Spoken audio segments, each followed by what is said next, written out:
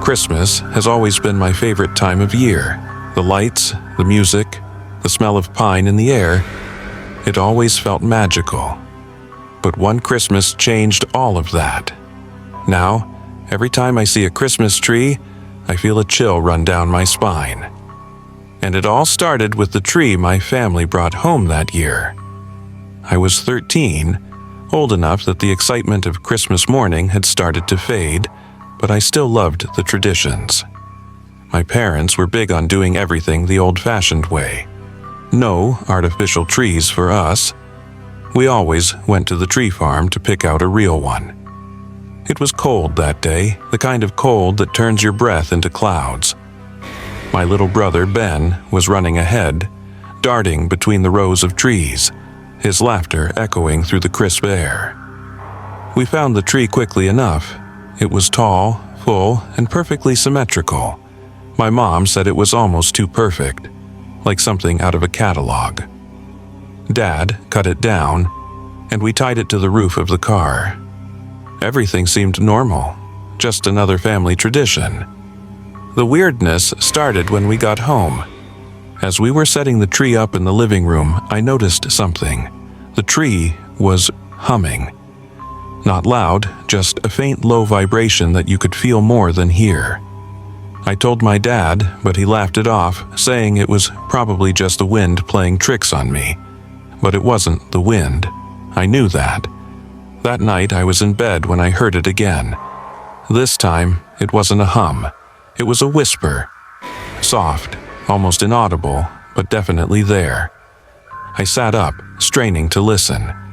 The sound was coming from the living room, where the tree stood. I crept out of bed and tiptoed down the hall, my heart pounding. When I reached the living room, the whispers stopped. The tree stood there, dark and still, the faint smell of pine filling the room. I shook my head, telling myself I must have imagined it.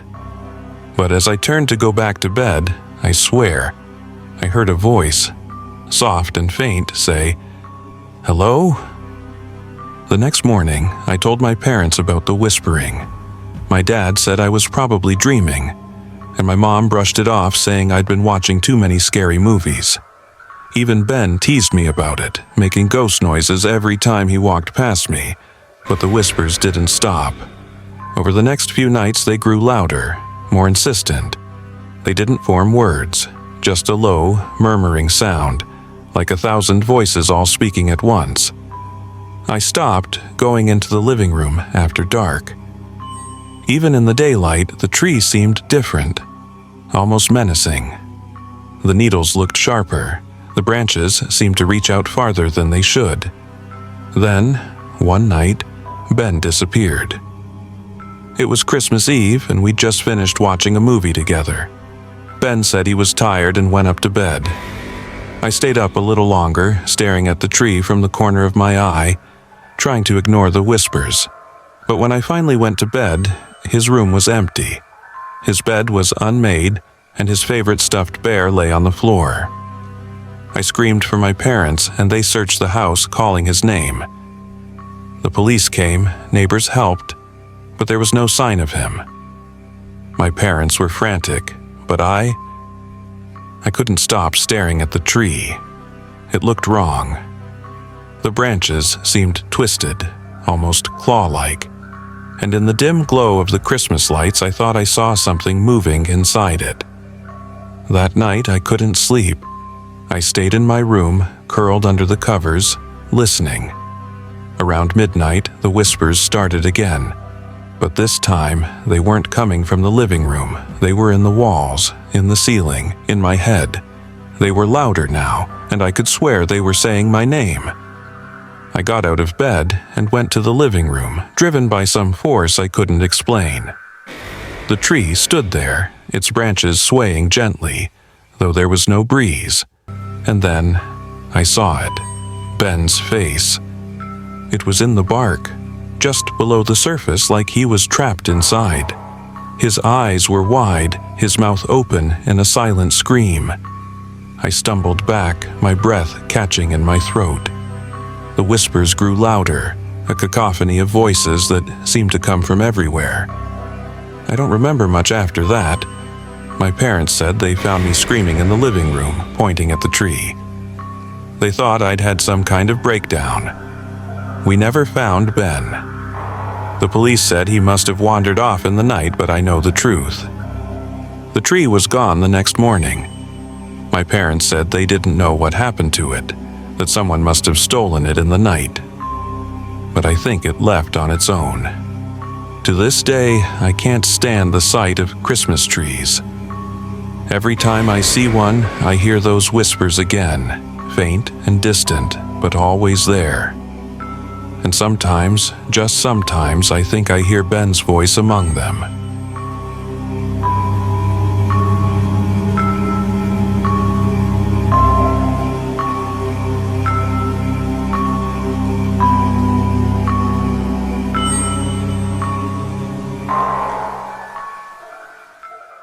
I've always loved Christmas. As a kid, it was magical. The lights, the presents, the family gatherings. But there's one Christmas I can never forget.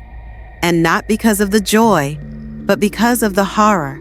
It was the year I stayed with my grandparents in their old farmhouse. My parents had to go out of town last minute, so they dropped me off there for Christmas Eve.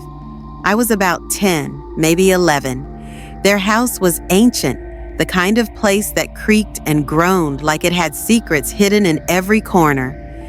I didn't mind it much. I loved my grandparents, and Grandma made the best hot cocoa. But from the moment I stepped inside, something felt off. The house smelled like pine needles and cinnamon, but underneath that, there was this strange metallic tang. I asked Grandma about it, and she just said, "Oh, it's the old pipes acting up again." That night after dinner, we sat by the fireplace, and Grandpa started telling me stories about the house. He was always a jokester, so I thought he was messing with me when he said, "Whatever you do, don't go down to the basement, especially not on Christmas Eve." I laughed nervously and asked why. He leaned in close, his voice barely above a whisper, and said, "Because you might let something out." Grandma rolled her eyes and told him to stop scaring me, but the way she said it, it didn't feel like a joke. She looked scared. That night, I couldn't sleep. My room was cold, and the wind outside rattled the windows. I kept hearing noises, like something moving below me. I told myself it was just the old house settling. But then, just past midnight, I heard it. It was soft at first, like a faint jingling coming from below. I tried to ignore it, but it kept getting louder. I couldn't take it anymore. I got up, grabbed a flashlight, and crept out of my room. The hallway was dark, the kind of dark that makes you feel like you're being watched. I tiptoed to the door leading to the basement. My hand was shaking as I turned the knob. The basement stairs stretched down into pitch black darkness. The jingling was louder now, almost echoing. I told myself it was probably just an old wind chime or something. That's what I kept repeating as I took the first step down. When I reached the bottom, the smell hit me. It was sharp and metallic, like blood. My flashlight flickered as I moved it around the room. There were old shelves, broken tools, and dusty Christmas decorations.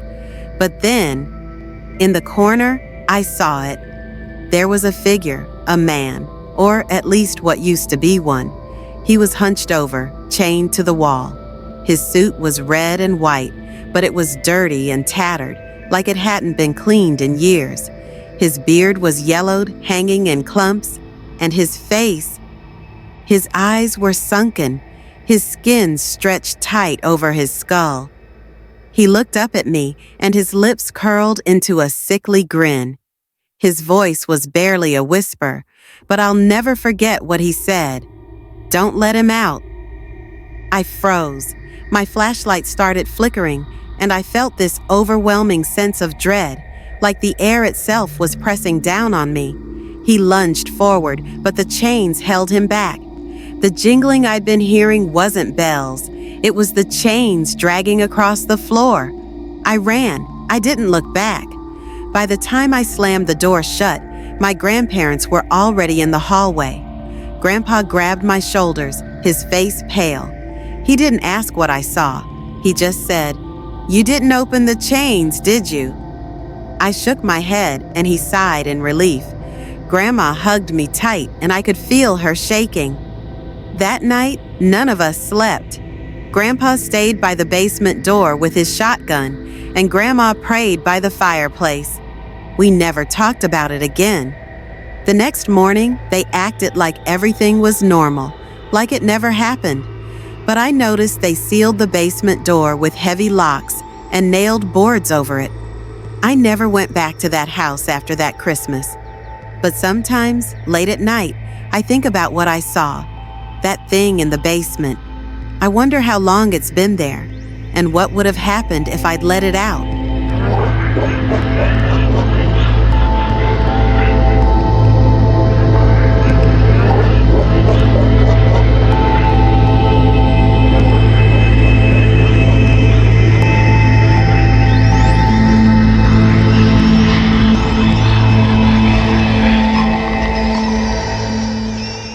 Christmas has always been my favorite holiday. The lights, the songs, the snow, it always felt like the world transformed into something softer, more magical. But last Christmas, that magic turned into something dark. I'll never hear a knock at the door the same way again. It started on Christmas Eve. I was back home from college, staying with my parents for the holidays. They were hosting a party that night. Loud music, laughter, and the smell of mulled wine filling the house. It was nice, but after a while, I needed some air. Around midnight, I slipped out the back door with a cup of cocoa and sat on the porch, watching the snow fall. It was peaceful at first. The air was cold, but still, and the street lights cast a warm glow over the empty street. I was about to go back inside when I heard something, the faint crunch of footsteps in the snow. At first, I thought it was just a neighbor heading home, but then I noticed they were getting closer. I couldn't see anyone at first. The sound of the footsteps stopped just as they reached the end of our driveway. I squinted into the darkness, and that's when I saw him. A man stood there, half in the shadows, wearing a Santa suit. It wasn't the jolly kind of Santa suit you see in malls. This one was dirty. The red fabric faded and stained, the fur trim matted with grime. He was just standing there, staring at me. "Can I help you?" I called out, trying to keep my voice steady. The man tilted his head, like he was confused by the question. Then he smiled, a slow, unsettling grin that didn't reach his eyes. "You've been very good this year," he said, his voice soft and raspy. Every instinct in me screamed to go inside, but I stayed frozen. "Who are you?" I asked. He took a step closer, and I could see his face better. His skin was pale, almost waxy, and his eyes, they didn't look right, too dark, like the pupils swallowed the rest. He held out a hand, and I noticed he was holding something. "It's for you," he said, still smiling. I looked down at his hand. He was holding a small box wrapped in faded Christmas paper and tied with a crooked red ribbon. The paper looked old, yellowed at the edges, like it had been reused for years. My stomach twisted. There was something wrong about the way he held it, like he couldn't wait for me to take it. "No thanks," I said, stepping back toward the door. "You should leave." His smile faltered for a moment, but then it came back, wider than before. "You have to take it," he said, his voice more insistent now. "It's yours." I shook my head and bolted back inside, locking the door behind me. My parents' party was still going, the music loud enough to drown out anything else.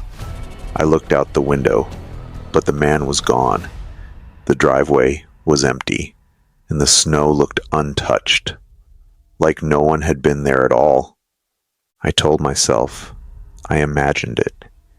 Maybe I'd had too much cocoa or too little sleep. But then, the next morning, I found the box. It was sitting under the tree, nestled among the presents my parents had wrapped the night before. The same faded paper, the same crooked ribbon. My parents said they hadn't put it there, and my little brother swore it wasn't his. They laughed it off, saying it must have been a prank from one of the neighbors, but I knew better. I didn't want to open it. I wanted to throw it out, burn it, anything to get rid of it. But something about the box, it pulled at me. I had to know what was inside. When I finally unwrapped it, my hands were trembling. The paper tore away easily, revealing a plain wooden box with a brass latch. I opened it slowly, bracing myself. Inside was a photograph. At first, I didn't understand what I was looking at. It was a picture of me, lying in bed, sound asleep. The angle was strange, like it had been taken from the corner of my room, just above the door.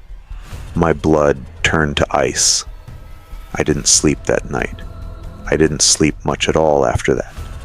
We never found out who the man was or how the box ended up under the tree.